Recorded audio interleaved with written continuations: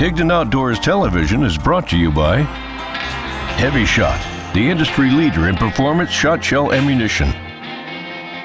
Power Calls, unleash the power. Drake Waterfowl Systems, innovators in waterfowl hunting. Momarsh, hunt hard, hide easy.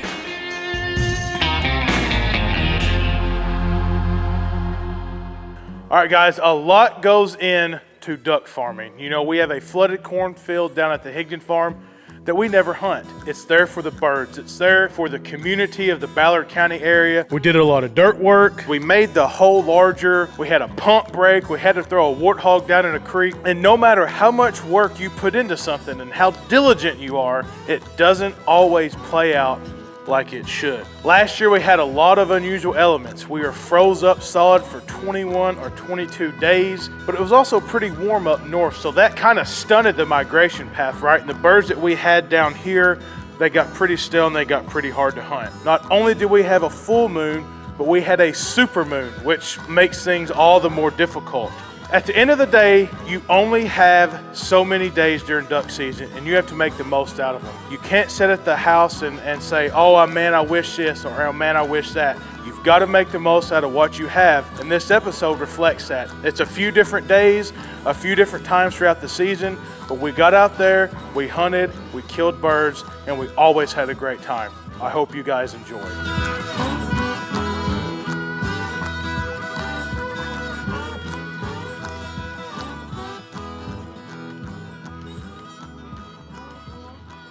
So this morning we've got myself, Mr. Brooke Richard, and Mr. Mercenary Chris down there on the end, and we actually, all three of us, hunt together quite a bit down here, but we didn't grow up hunting together. So we're kind of slowly learning a little bit about one another when it comes to calling. So kind of the way I've always thought about it, my thought process was, if we're standing here, we're kind of chilling, and Brooke sees some birds, and he gives them that first hit. He anks at them first. Those are his birds. First thing you should do if your buddy in the blind sees ducks and starts calling, look at your buddy.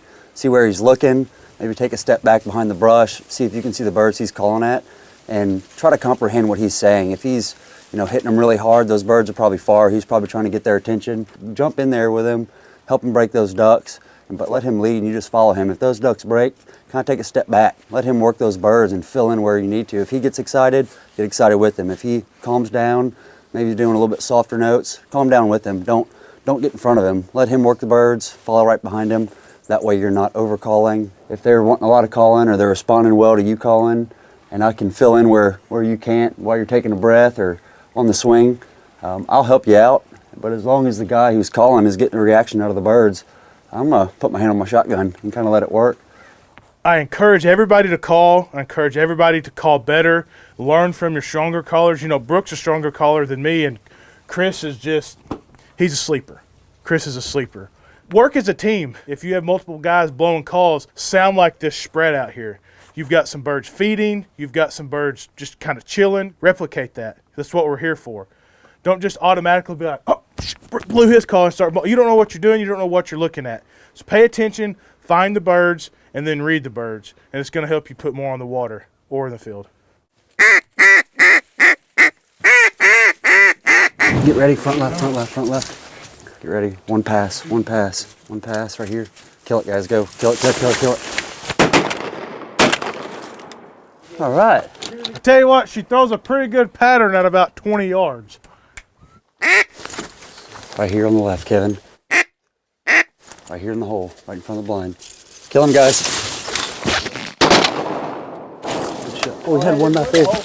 Where? There's another duck out there. Did y'all see it? It's landed out there. That's a motion decoy. Yep. Good shooting, gentlemen. It's kind of ungratifying when you shoot and it just gets destroyed, but other people shoot too. You're like, one up top. Hand me bullets and I will produce dead things. Way over it. I couldn't even get my gun shouldered. You got OG Higdon down there, man. I've seen what he can do. If you don't beat him into shooting, you ain't gonna kill nothing.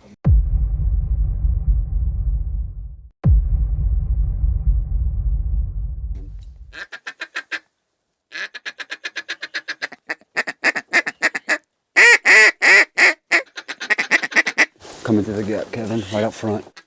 Right up front. Right up front. Kill him, guys. And the ones that are coming from that left side get in here pretty quick. If they could just slow down about half their speed, I can maybe get a little bit in front of them and not so much behind them. Coming in hot. Do you want that bird? Brooke pulled up, shot a decoy. I saw that. It's on this side of the hole. I was aiming for 2. Mark, did you shoot? No, sir. That's like trying to hit a 95-mile-an-hour fastball with a recurve bow. All right, it's possible. It's just hard. I knew y'all could take care of it down there.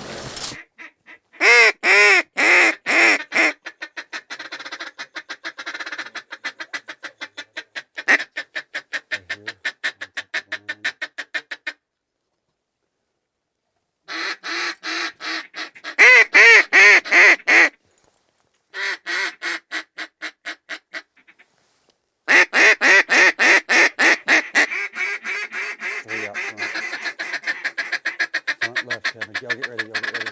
Here we go. These 3 tight.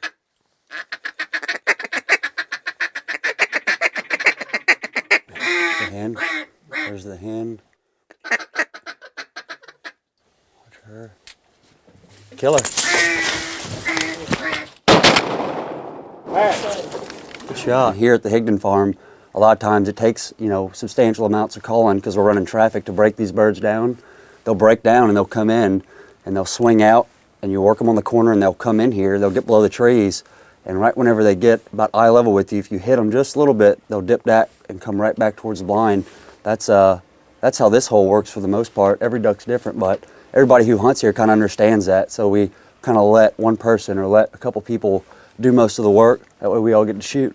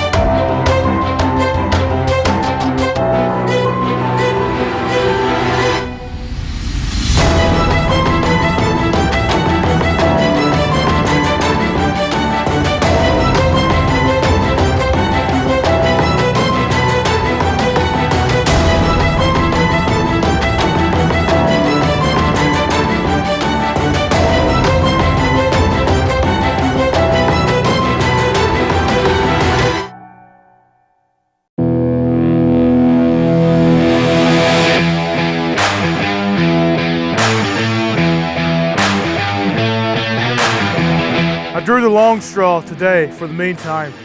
We are dropping some ice blasters in our corn. We've got 5 or 6 running over in our timber hole, but it got unseasonably cold. You need help. Like I said, I definitely drew the long straw this time. You can't make that happen. I mean, that just happens. That's part of it. We're out here, we're sinking ice blasters. We're trying to open this corn up so birds can get in here and roost and also make that hole larger. So we're gonna get these out here, we're gonna turn them on, we're gonna keep as much of this water open as possible so we can roost birds, give them something to eat, kind of give back to the community, but also kill them right over here to my left. That's what we're doing. We're gonna get them buried, turn them on, start churning some water, start killing some birds.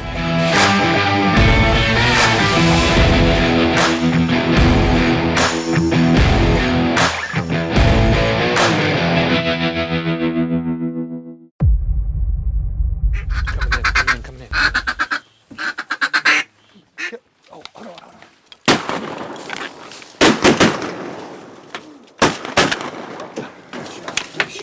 Man, they came in hot. I was not ready for that. Cole, I may have got your ears on that one, but See that, man? They were just flying by right there. And just you hit, as soon as you heard that call, you just never beat it another wing. That was awesome. they went from about 800 to 8 in about 4 seconds.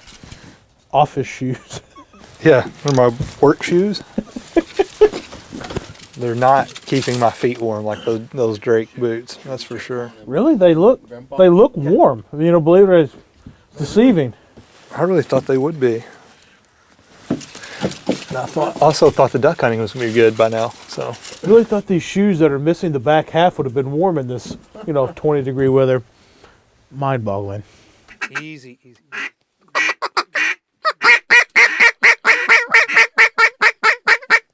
Right up front, guys, doing it.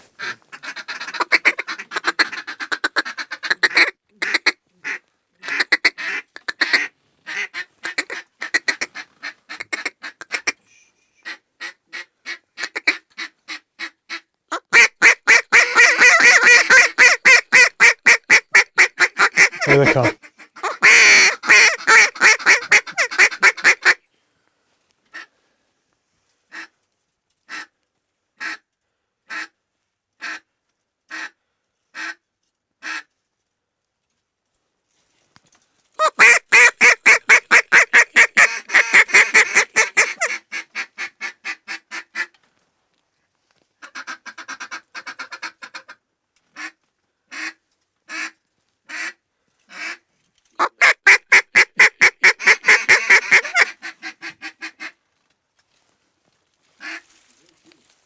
All right, let's do it. Kill him, kill him, kill him.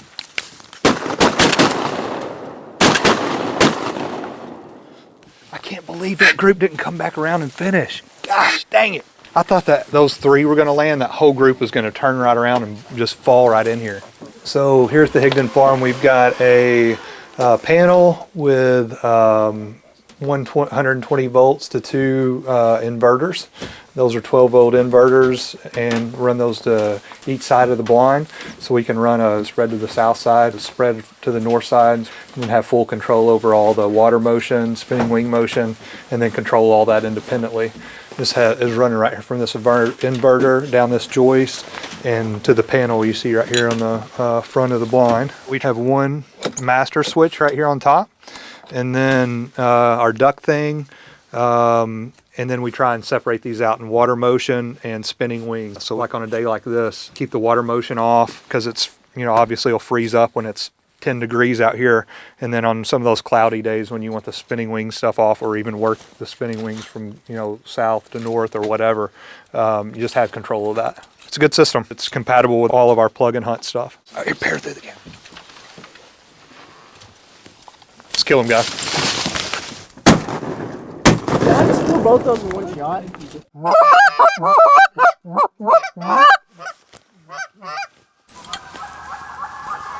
There we go. Get our world champion fired up. Get him! It literally like crackheads that hadn't had a fix in a week. Goose! People flipping switches.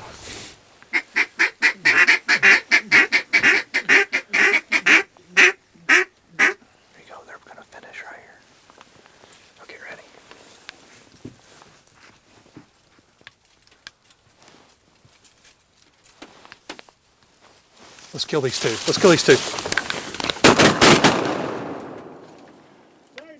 Good shot, guy. Y'all good with shooting those? Oh, yeah. I would kind of like to take it back.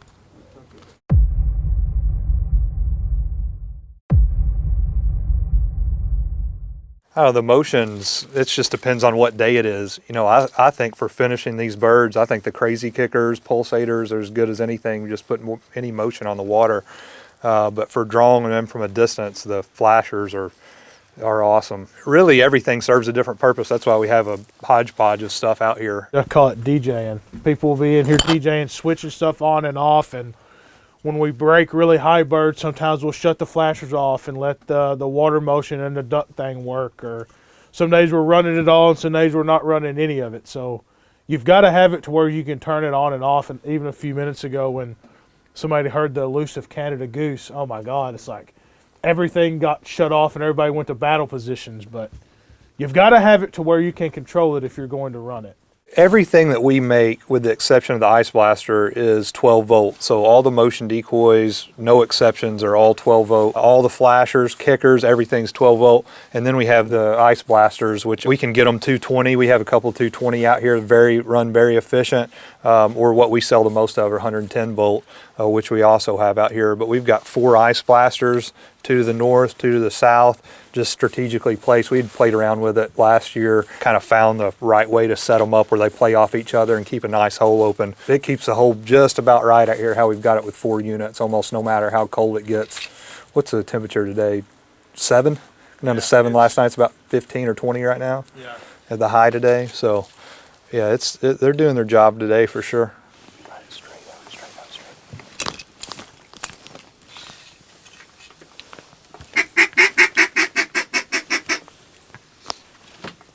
Beautiful. They're coming right here. They're gonna finish right here, Kyle.